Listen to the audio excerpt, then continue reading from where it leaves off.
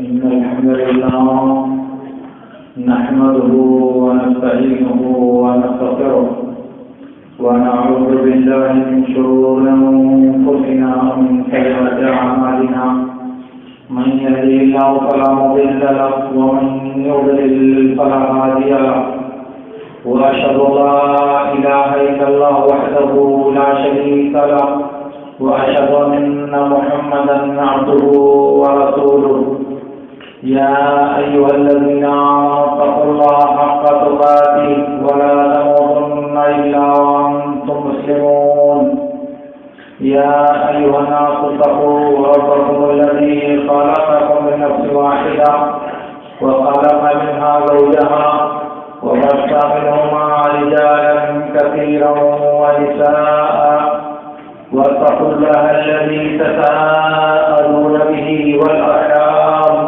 إن الله كان عليكم رقيبا يا أيها الذين آمنوا اتقوا الله وقولوا قولا سديدا يصلح لكم أعمالكم ويغفر لكم ذنوبكم ومن يطع الله ورسوله فقد فاز فوزا عظيما أما بعد فإن خير الحديث كتاب الله وخير الهدي هدي محمد صلى الله عليه وسلم وشر الأمور محدثاتها وكل محدثة بدعة وكل بدعة ضلالة وكل ضلالة في النار. معزز حاضرین،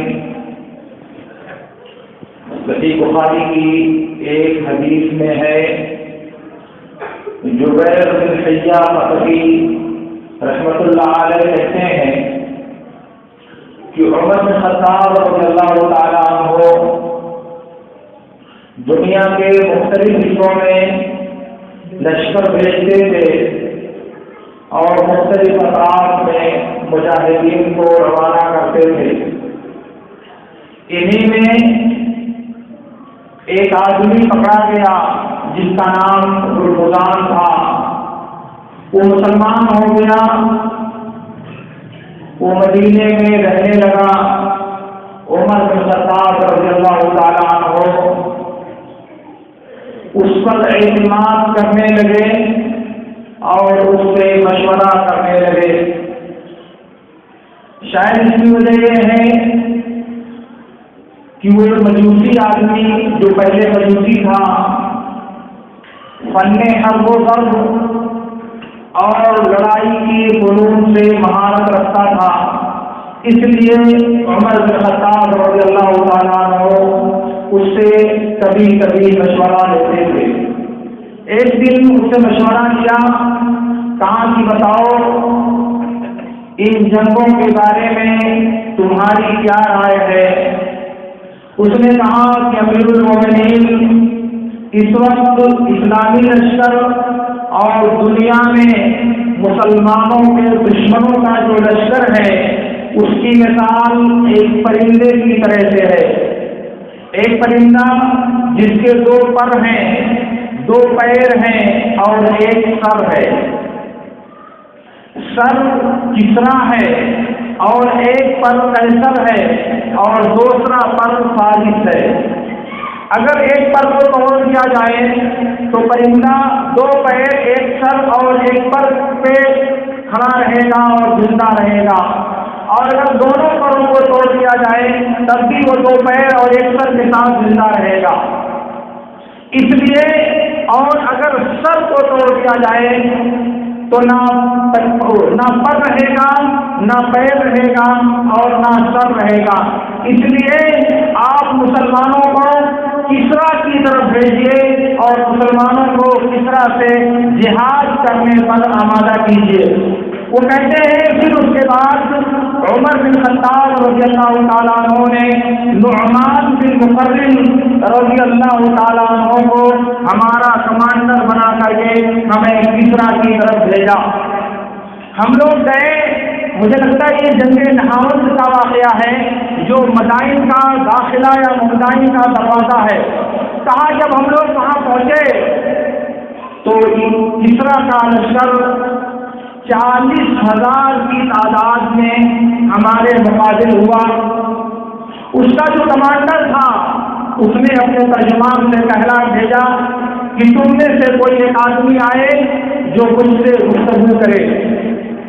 مغیرہ بن شعبہ رضی اللہ تعالیٰ عنہ اس لشکر میں موجود تھے، وہ آگے بڑھے اور کہا کہ سلمہ بدر، جو پوچھنا ہے پوچھو، جو سوال کرنا ہے تم سوال کرو۔ اس نے کہا مان تم کون ہو، تم لوگ، تمہارا مقصد کیا ہے؟ مغیرہ بن شعبہ رضی اللہ تعالیٰ عنہ نے کہا نحن اناس من العرب، نحن اناس من العرب كنا نمس الجلد والحصى وكنا نلبس الشعر والوبر ونعبد الشجر والحجر فبعث الله فينا نبيا نعرف أباه وأمه فأمرنا أن نعبد الله وحده وأمرنا أن نقاتلكم حتى تقولوا لا إله إلا الله وفي لفظ حتى تعبدوا الله وحده أو تؤدوا الجزية وأخبرنا نبينا عن رسالة ربنا بأن من قتل منا فله الجنة ما لا مثل له في الدنيا ومن بقي منا ملك رقابكم۔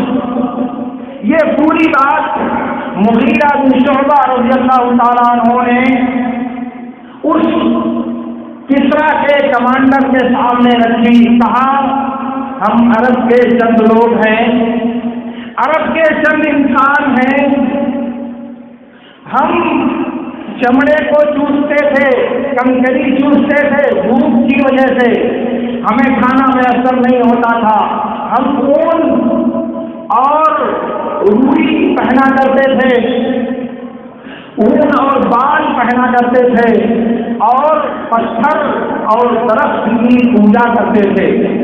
اس کے بعد اللہ تعالیٰ نے ہمارے اندر ایک نبی بھیجا جس کے ماں اور باپ کو ہم پہچانتے تھے۔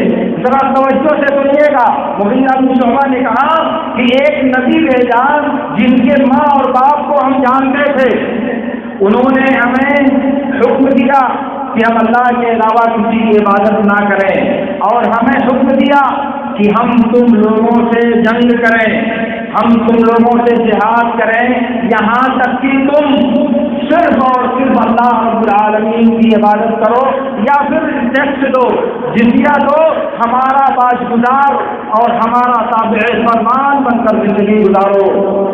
اور اپنے رب کی طرف سے واخبرنا نبینا عن رسالت ربنا، اور ہمارے نبی نے ہمارے رب کی طرف سے ہمیں خبر بتائی کہ ہم میں سے جو شخص مار دیا جائے گا، ہم میں سے جو شخص شہید کر دیا جائے گا، اسے جنت ملے گی، اور جنت میں وہ کچھ ملے گا جس کا اس دنیا میں تصور نہیں کیا جا سکتا، اور جو ہم میں سے زندہ رہے گا وہ تمہاری گردنوں کا مالک ہوگا، وہ تمہارا حاکم اور تم اس کے تابع فرمان بن کر کے رہو گے۔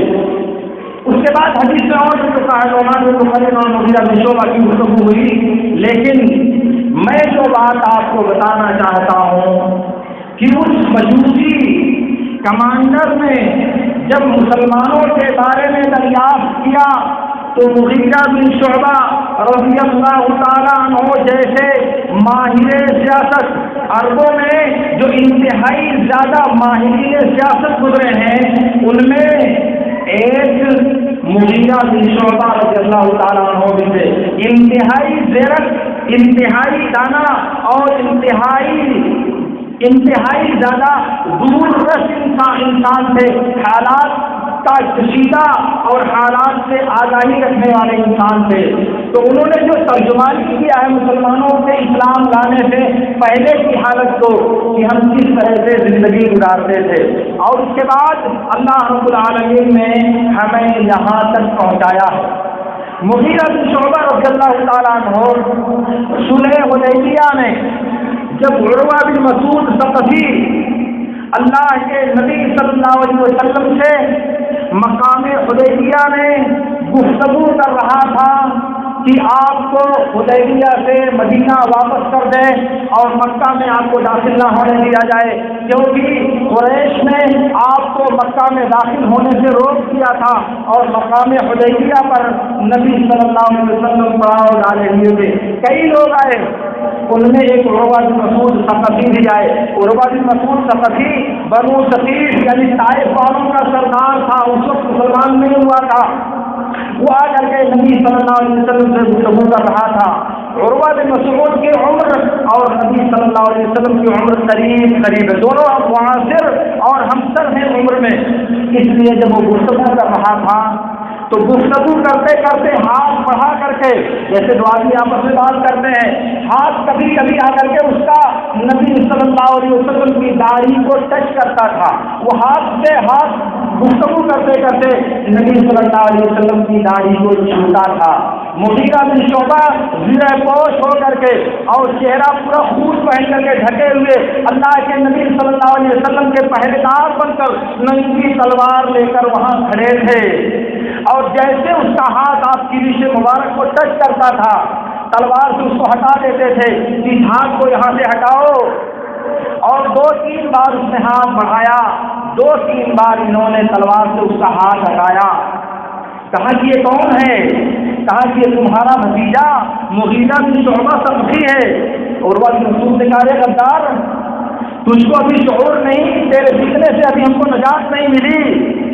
اصل میں معاملہ یہ ہے کہ مغیرہ بن شعبہ رضی اللہ تعالیٰ عنہ حدیبیہ سے کچھ پہلے اپنے چند احباب اور چند ساتھیوں کے ساتھ نکلے طائف سے، کہیں سفر کے لیے نکلے. 15 لوگ تھے.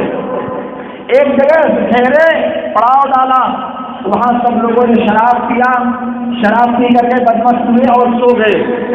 مغیرہ بن شعبہ رضی اللہ تعالیٰ عنہ اٹھے، سب کے ہتھیار جمع کیا، سب کی تلواریں قبضے میں لی اور سب کو تلوار سے ذبح کر دیا. ان 15 کو قتل کر دیا.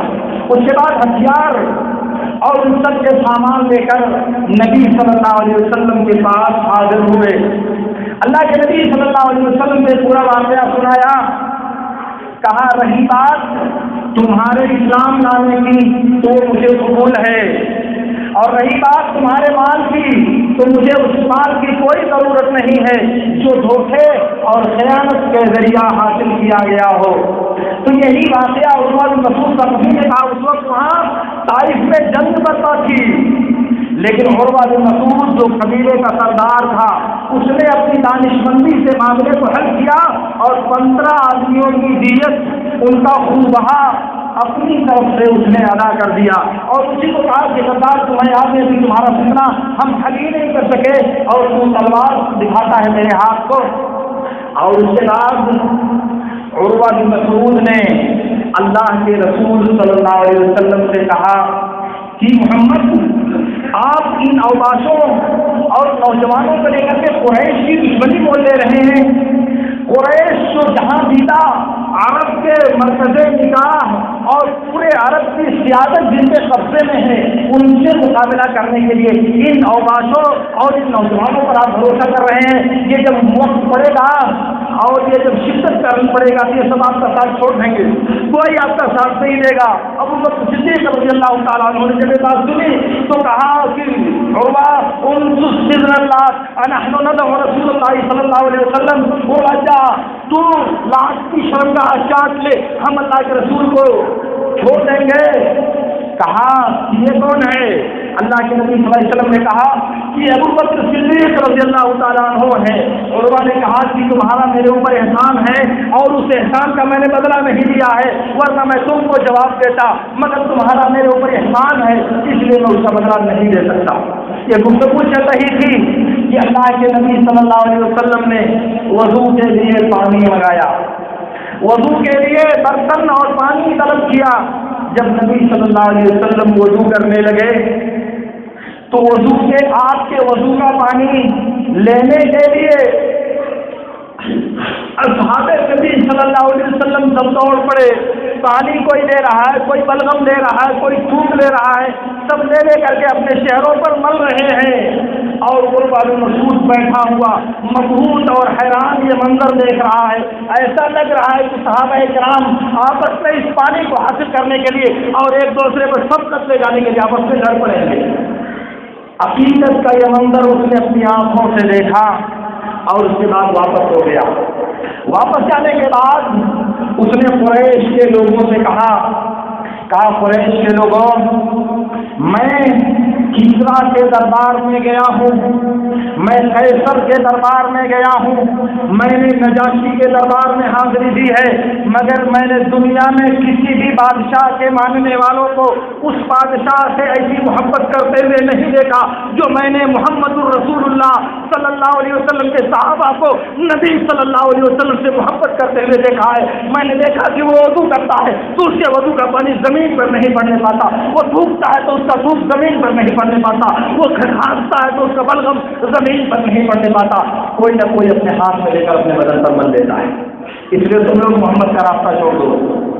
میں کہنا یہ چاہ رہا تھا کہ عروہ بن مسعود ثقفی رضی اللہ تعالیٰ عنہ جو بعد میں مسلمان ہوئے، جو ابھی کچھ دیر پہلے نبی صلی اللہ علیہ وسلم کی فرمائش کر رہا تھا کہ یہ اوباش، یہ نوجوان تمہارا ساتھ چھوڑ دیں گے، کچھ دیر کے بعد کہہ رہا ہے کہ دنیا میں کوئی قوم اور دنیا میں کوئی بھی سردار ایسی محبت نہیں پاتا جیسی محبت محمد سے شیدائی اور جیسی محبت محمد صلی اللہ علیہ وسلم کے صحابہ آپ کے لیے نشاور کرتے ہیں۔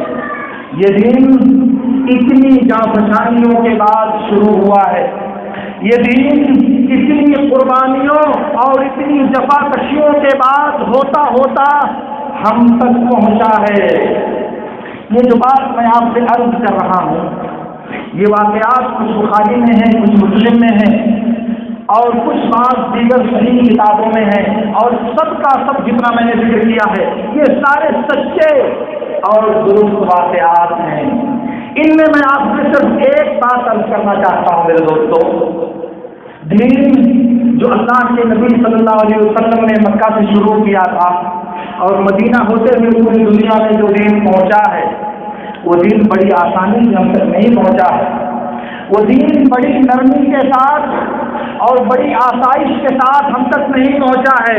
یہ دین بڑی مشقتوں کے بعد، یہ دین بڑی قربانیوں کے بعد اور یہ دین بڑی جان و مال کی فدائیت کے بعد ہم تک پہنچا ہے۔ اور ہمارے لوگ سب کوئی بات نہیں ہے، سب سیدھی ہے، نماز ہو جائے گی، کوئی بات نہیں، سیدھی نہیں ہوتی لوگوں میں، کوئی بات نہیں، نماز ہو جائے گی، آپ کوئی زیادہ ہنگامہ کرتے ہیں، بغیر سدھرے کے نماز پڑھ لیا ہو جائے گی نماز، کوئی حرج نہیں ہے۔ لیکن یہ دین وہ دین تھا جس کے لیے ہمارے نبی صلی اللہ علیہ وسلم خود اور آپ کے صحابہ کرام اپنی جانوں کو دشمنوں کے نیزے پر رکھنے کے لیے تیار رہتے تھے، اپنی جانوں کو دشمنوں کی تلواروں کا نشانہ بننے کے لیے آمادہ رکھتے تھے۔ اور ہم ایئر کنڈیشن کمرے میں بیٹھ کر رب کے سامنے جب سر جھکانے کی بات آتی ہے، اللہ کی بندگی کرنے کی بات آتی ہے، تو ہماری پیشانی اپنی انانیت کو ترک نہیں کر پاتی، اپنی خواہشات کو ترک نہیں کر پاتی، اپنی مرضی سے پیچھا نہیں چھڑا پاتی۔ نماز کس کے لیے پڑھتے ہو؟ مسجد میں کس کے لیے آتے ہو؟ اور یہاں آنے کے بعد بھی منمانی، یہاں آنے کے بعد بھی خواہشات کے پیچھے بھاگنا کون سا دین ہے میرے دوستوں؟ کون سی نماز آپ پڑھنا چاہتے ہو؟ بخاری کی روایت میں ہے، حذیفہ بن یمان رضی اللہ تعالیٰ عنہ نے ایک آدمی کو نماز پڑھتے ہوئے دیکھا، ایک آدمی کو نماز پڑھتے ہوئے دیکھا، کہا کہ تمہاری نماز نہیں ہوئی، کہا کہ میں 40 سال سے یہی نماز پڑھ رہا ہوں، کہا سنو، لو مت علی ھذا لمت علی غیر ملت محمد صلی اللہ علیہ وسلم، کہا کہ اگر اسی طرح نماز پڑھتے پڑھتے تم مر گئے تو نبی صلی اللہ علیہ وسلم کے دین کے علاوہ دوسرے دین پر تمہارا انتقال ہوگا۔ 40 سال سے نماز پڑھ رہا ہے بیچارہ، مگر رکوع نہیں ٹھیک، سجدہ نہیں ٹھیک، پیر نہیں ٹھیک، کمر نہیں ٹھیک، پیٹھ نہیں ٹھیک، کہا کہ دوسرے دن دوسری ملت پر مرو تو مرو، مگر نبی صلی اللہ علیہ وسلم کی ملت سے نہیں ہو سکتی۔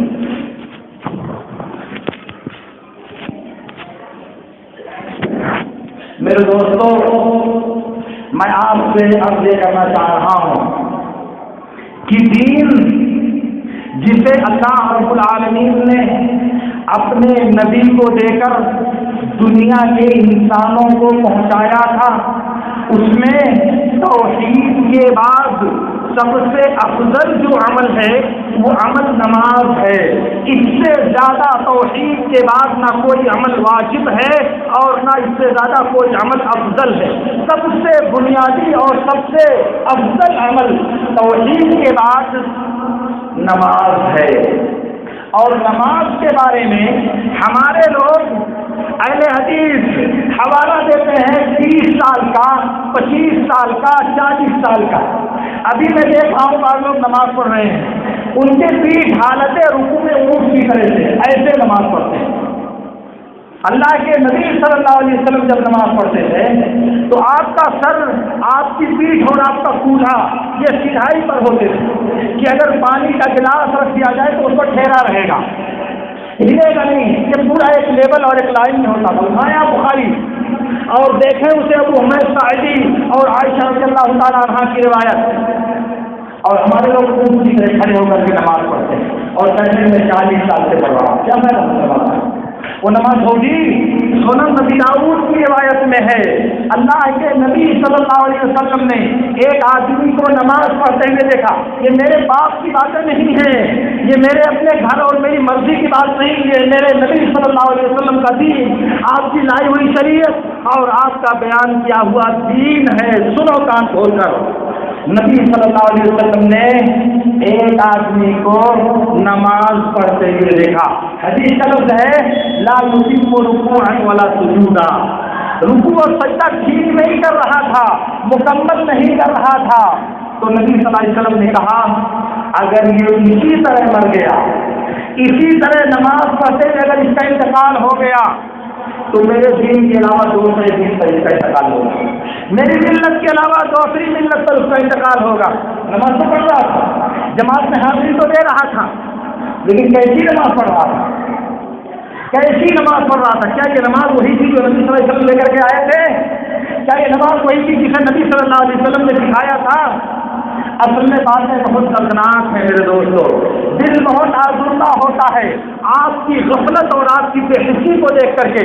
میں نہیں سمجھتا کہ آپ کون سی عبادت، کون سا دین اور کون سے رب کی بندگی کرنا چاہتے ہو۔